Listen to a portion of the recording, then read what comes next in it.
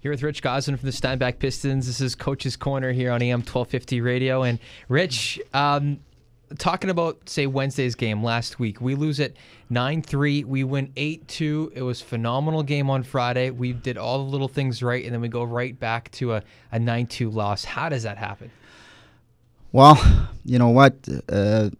We are a fragile team right now, and we have to understand that right now in our lineup, we actually have only 5 defensemen playing because of injuries and whatever else happened.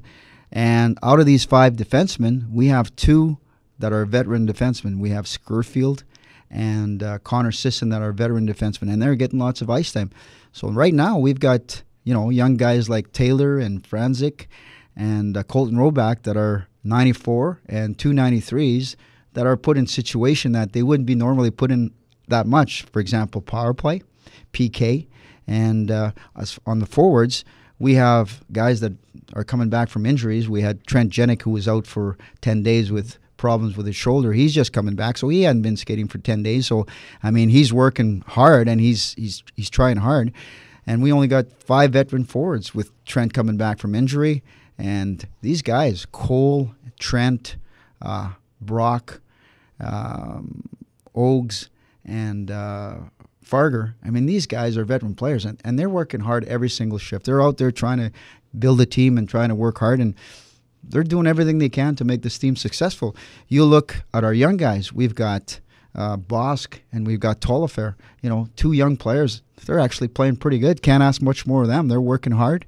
And they're in, they're 5th, 6th in our scoring race. They both got 8 points. One's got 3 goals, one's got 5, and whichever one's got 3 assists and 5 assists the other way. So these guys are playing okay. Kabalka's been injured. He's just getting back into the lineup. So he's been off for a week and a half with a bad groin, and he's just coming back. And I don't know if he's 100% yet, but he wants to come back into the lineup. And we're playing with Lepke, who's a 94. And McCluskey, who just came in, he was injured last year, hadn't played that much hockey, comes in and does a pretty good job for us. And we're very young, so right now we got 7 veterans in our lineup, and we got 2 93 goalies that can play. But there's an awful lot of pressure on them, because now if they make a mistake, they feel bad about it and they're scared to make another one. So I don't want to throw our guys under the bus, because it's a situation where we have to be very careful, because I can understand the fans being upset. I've had a few emails that weren't very nice, but you know what? That's their right, because they come to see us win, and they come to see us compete hard. And right now, we're a very fragile team, and we're a very young team, but it's a great experience for our young guys. And I can tell you what, there's not one guy in that dressing room that doesn't care. If you would have seen the jubilation and the excitement after that win we had against OCN, the 8-2 win, we played tremendous. I don't think we can play much better than that, but we kept it simple. Everybody worked hard. Brandon Eady played great in the first 10 minutes of the game to give us that confidence that, we can win this game tonight. And we got ahead in points, in goals. It was 2-0 and 5-0 after the first period. And then one of the things that was great is that, they scored 2 quick goals on a 5-2. And, then you start to think, holy smokes, we got to keep it in. But, we scored the 6th goal, and we went on and won the game. And I saw the jubilation and the excitement and back in the dressing room, and I saw how they cared about winning. And you come back in that game, and it's hard to explain, but we are a very young and fragile team right now. Going into Friday's game, there were 2 players that did not suit up for you guys. Arguably 2 of our best players, a guy like Russell Trudeau, who's in the top line, and Brendan Ritchie, who just got back from injury. I know he was still fighting it in the last game. Explain what happened to these 2 players. It's hard to say. To be honest with you, you would have to ask them the questions why they wanted to get traded and wanted out. I was just very disappointed, because these were 2 key guys for us. Guys that we wanted in our lineup because of the players that they are. Russ Trudeau is a potential 40 goal man in our league, and he played in all situations. He played the power play, he played the PK. He's out there when we need a goal. He's taking the penalty shots.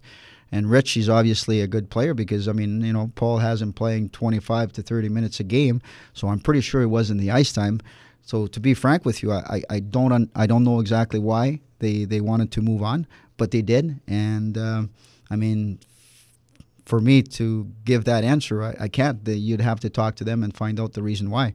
For us, they wanted to go, and they don't want to play for the Steinbach Pistons. So that was yesterday. We just got to move on. I mean, we got to find we got to find out what kind of players we can get in return for them. And we're not in no big hurry because right now we're entertaining some offers as far as what we can get in return. We kind of know where our team needs to go, and we're just going to be patient and find the right solution for the Steinbach Pistons. So how does it work if these guys don't want to play for the Pistons? They can't just go play for any other team. Well, we have to trade them to another team. But obviously, they're two good players for our team. So obviously, we want to make sure that we get just as good, if not better, in return. Right. Have you felt at any point over this last couple of weeks where it's just been really tough on you, it's been tough on the coaching staff to consistently lose, injuries, players quitting, that the team is starting to tune out on you and what you're trying to teach them? Well, you know what? I think that I've been in the business long enough to realize that if I lose the players or I know the players are not playing hard for me, I mean, I think players play hard because they want to win and they want to get better. And, I certainly don't feel that at this point. There might be the occasional guy that thinks that, but I mean, the game of hockey, of sports, is about playing the game hard and wanting to make yourself better. And like I said, I've been around long enough, and I saw our team play hard the other night, and I saw the atmosphere in the dressing room after we won that game, and that's why I believe that these guys really care and they work hard. And I got to keep reminding everybody here that, you know what, we started the season, we had pretty big expectations, and there's some players that aren't with us that we thought were going to be with us. There's a couple of our younger players that are playing in the Western League. We have a young goaltender by the name of Lotz who, we felt might have a shot at playing our game because he's that good of a player. And we had Stephen Hack that was with us last year that had a tremendous second half of the season. So we felt that he was going to come back to us because Lethbridge had released them from their roster, only to be picked up a few weeks before training camp by the Red Deer Rebels of the Western Hockey League. And he goes to camp, and I got to say to Kevin, to Steven's behalf, that he worked extremely hard this summer. He got himself bigger, he got himself stronger, and I saw him this summer, and I just felt that he had grown into a young man. And he was big and strong, so he was obviously ready to play in the Western League. So he steps up to the plate and he makes the Red Deer Rebels, and that's a big piece for us as far as defense goes. So, and then we have one guy that plays in Brandon. So we have a couple of guys that are in the Western Hockey League that we thought might be coming back to us. And then, if we look at the team, Asham, that's right. And we look at the team from Selkirk. I mean, they have 5 or 6 or 7 guys that are returnees from the Western League. Well, these guys eventually that we've drafted and are now in the Western League, and we look at our young players, our 96s and our 95s. I mean, we got some good young players coming up, and if they go to the Dub, there's possibilities that they'll come back to us as 20-year-olds, which is just a franchise that needs to grow. We just got to stick to our program here, and if I take the flack, I will take the flack. That's the responsibility of the coach, and ultimately, I'm responsible for the players. And through injuries, through guys that are quitting, I mean, I feel that I got to do the job. I can't feel sorry for myself, and I can't feel sorry for what's happening when we lose 9-1. You just got to get up the next day and figure out what you're going to do. And it's very easy to be critical, and I'm critical of our players too at times. And I want them to be better players. We want our team to be better players. We want our team to be better people. We want them to understand what responsibility is. We want them to be accountable, not just on the ice, but off the ice also, because I feel that if you're responsible and you're respectful and you're accountable off the ice, they go hand in hand. You can't have one without the other. And it's not easy, and we've had some problems off the ice for sure. And you know what? We feel that we've got some really good kids in our dressing room. And we're going to stick to our game plan here. We're going to hopefully try and find the right solutions.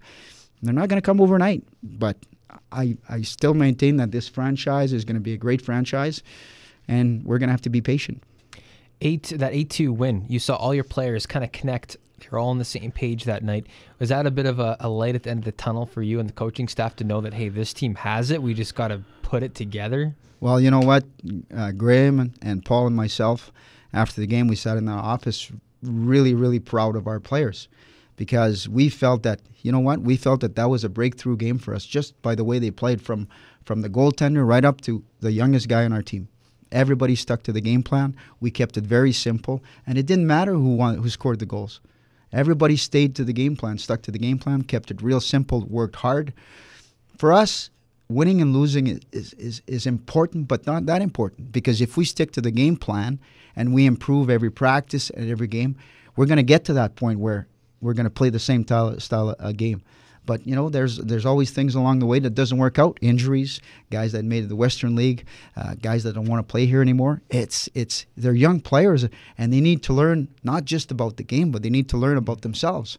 And they need to find out where they're at, if they really want to be hockey players, if they want to commit to being a hockey player. And you have to deal with those things every day. So that's what we're doing. And hopefully we're going to find the right solution. Hopefully soon. If it's not this month, hopefully it's going to be next month. But we got to keep believing that we're going to find that. I was telling you before, actually I can't remember his name now, but he tried out for the Selkirk Steelers a while back. He didn't make the Selkirk Steelers as a 17 or 16 or 17-year-old guy, and he ended up playing Junior B with the Selkirk Fishermen.